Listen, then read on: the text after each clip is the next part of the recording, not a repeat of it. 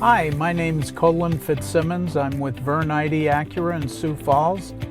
I wanted to show you today how simple Apple CarPlay is to use in all of the new Acuras. Plug your phone with your regular power cord, the charging cord you use at home. Plug it into the smartphone jack and into your car.